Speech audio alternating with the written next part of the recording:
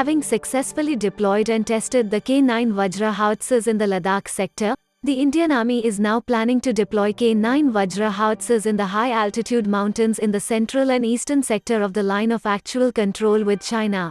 The Indian Army had deployed in the eastern Ladakh sector and have been found to be very effective in those areas with faster movement. The trials of the guns have been very successful, and now the plan is to order 200 more of these howitzers and deploy them in the high-altitude areas in the central sector, including Uttarakhand and eastern sector in Sikkim and Arunachal Pradesh, in areas where armored vehicles can be moved swiftly. The performance of the howitzer has been very good and fulfills the requirements of the Indian Army. Recently, Army Chief General Manoj Mukund Narawane had told ANI that the guns acquired for deployment in deserts and plains were put in the high-altitude areas with some modifications in view of the conflict with China. The regiments in Ladakh have built special tents and facilities to operate the howitzers in extreme winters conditions. The self-propelled guns have a range of 38 kilometers, but they have been successfully hitting targets at 50 kilometers in the mountains up to 16,000 feet altitude in eastern Ladakh.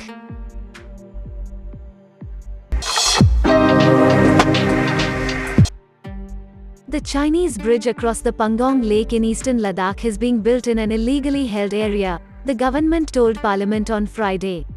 It added that it expects other countries to respect India's sovereignty and territorial integrity. The government has taken note of a bridge being constructed by China on Pangong Lake that has been under the illegal occupation of China since 1962.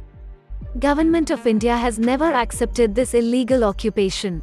Government has made it clear on several occasions that the Union territories of Jammu and Kashmir and Ladakh are an integral part of India, and we expect other countries to respect India's sovereignty and territorial integrity. The bridge, which is 8 meters wide, lies south of a Chinese army field base on the north bank of Pangong Lake. China's bridge construction threatens to wreck the delicate calm that prevailed in Ladakh since 2020, and particularly after the violent face-off in the Galwan River area in which 20 Indian soldiers were killed in the line of duty.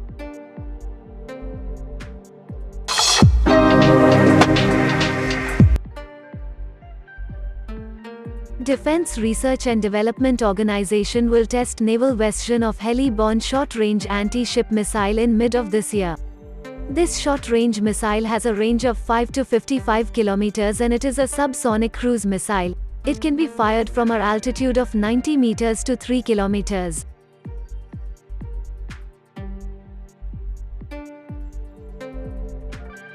Unveiled at Defense Expo 2020, work on the development of the missile started on 2017. This missile is a 380 kg air-launched version of naval anti-ship missile that has AIR seeker and 100 kg warhead that can be launched from naval helicopters against small and medium-class naval targets.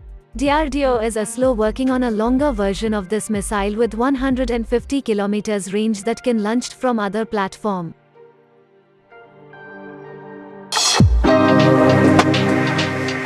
The Ministry of Defense, MOD, has issued a request for proposal (RFP) on the 1st of February for the procurement of 220 air defense (AD) towed guns and 141,576 rounds of ammunition for the Indian Army under the Buy and Make India category, along with providing training maintenance for the guns. This is the third RFP after it was first issued in October 2021.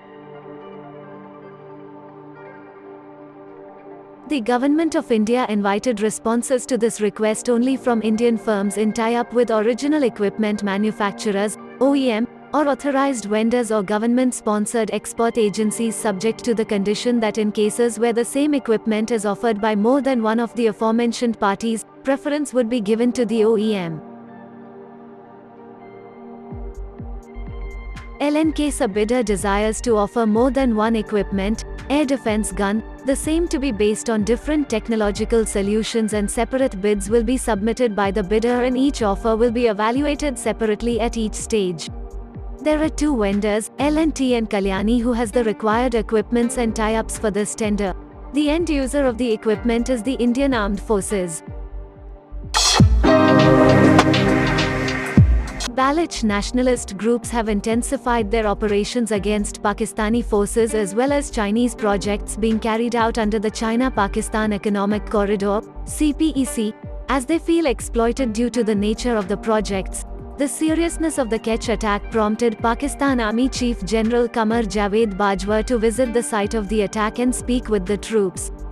Baloch media reporting heavy air activity in Panjgur of Balochistan, which is likely to pick dead bodies of Pakistani soldiers and also to give logistical support to forces which are drained after 72 hours of gunfight. Some unconfirmed reports claim of a military helicopter being shot down. Another report claimed that Balochistan Liberation Army soldiers have brought down an armed military drone. Within 2 days of this attack, twin bomb blasts in Dera Bugti took the lives of 3 personnel along with a civilian. A week before these incidents, one of the Baloch groups had detonated bombs in a Lahore market, indicating their resolve to take their battle outside Balochistan.